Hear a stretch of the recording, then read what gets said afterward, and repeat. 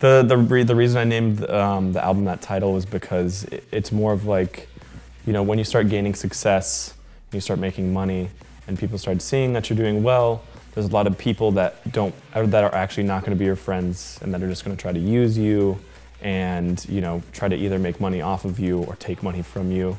And, you know, that's why I named the title that, was just because I hold my friends that are close to me very dear, because they're not those type of people, because they've known me for a really long time before anything really happened for me. And when I was just a kid, you know, just promoting clubs. So that's why I named the title that.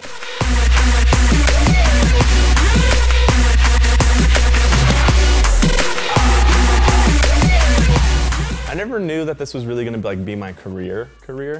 I just was, you know, I was 18 years old, and I started getting into turntablism when I was a bit younger, but I never really started trying to do it until I was 18. I suck at it now still, but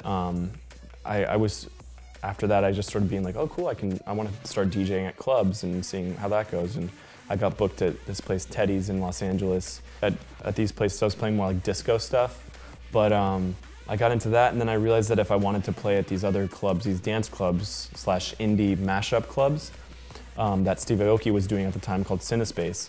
If I wanted to play there, I knew that I needed to make my own music, because I wasn't friends with them, so I couldn't get in on the friend basis. So then that's when I decided, like, okay, cool, I'm gonna go and make music, and then try to be able to get booked to DJ there. And that was my goal at the beginning, was just like, all right, cool, my goal is to play Cinespace, so I'm gonna try to make music until I can play there.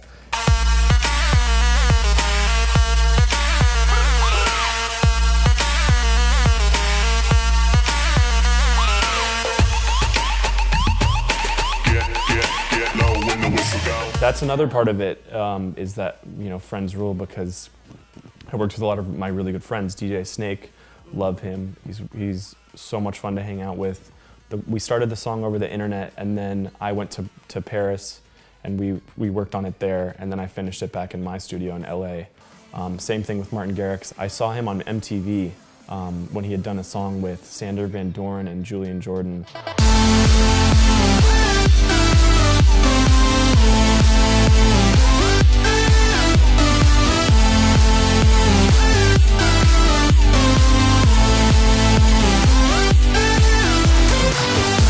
He was 17 years old, making better music than I was making. In terms of his chord progressions, he is really good, and it sounds amazing. So we started hanging out, and that's when we started Set Me Free. The collab with Major Lazer. I've known Diplo for now 4 years. He's a really dear friend to me. Simon Lord, I've been working with him a long time on a lot of vocal tracks. And then the presets, that came about just from me being a big fan of their music, and I just asked them on Twitter if they wanted to work on a song. And then same with Brendan Urie. And that was like the craziest collab though, for the Brendan Urie one, because I was a huge fan of Panic at the Disco for a long time.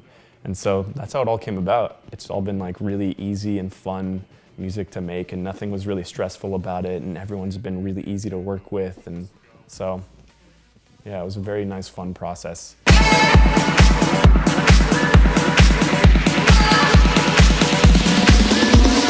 I know your hopes and dreams, they will collide.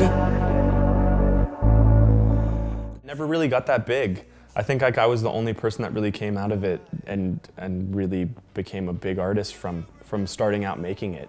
It was 4 years ago, I think, and the main guy was Munchie, who he's still around, but none of us really know where he lives anymore, or how to get in contact with him. But he was the main person that got me into it, because I was making dubstep and electro at the beginning, and then I heard his SoundCloud page. He sent me a message saying, hey, I made a remix of a song that you made. And I listened to his remix, and his remix was 10 times better than mine. And then I started listening to all of his stuff on his SoundCloud, and I was just so blown away. And I didn't know what it was. I just saw that it was tagged moombathon, and I couldn't tell what tempo it was or what was even going on. So then I researched it and found out it was 108 BPM. And then I was like, you know what? This sounds so cool. I'm gonna start working on it. And then I started working on it, and that's how I got to know Diplo, because he was really into it at the time.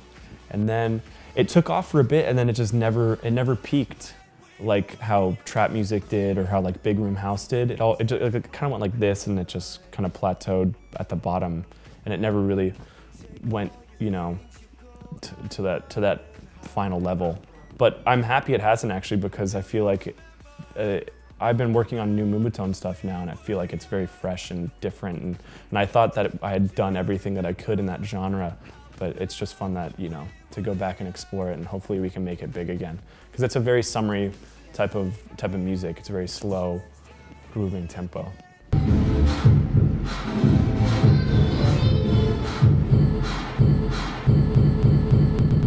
Hi Televisionette, I'm Dillon Francis. I love you.